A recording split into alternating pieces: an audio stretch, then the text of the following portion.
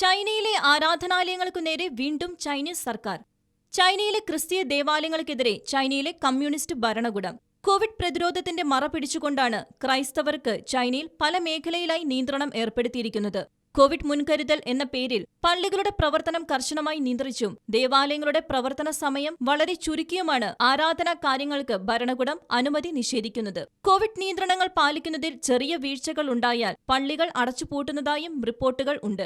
വിശ്വാസം ഭരണകൂടത്തിന് ഭീഷണിയാകുമെന്ന ഭീതിയിൽ കഴിഞ്ഞ 2 വർഷമായി മതസ്വാതന്ത്ര്യത്തിന് കൂച്ചുവിലങ്ങിടാൻ കർശന ഇടപെടലാണ് ഭരണകൂടം നടത്തിക്കൊണ്ടിരിക്കുന്നത്.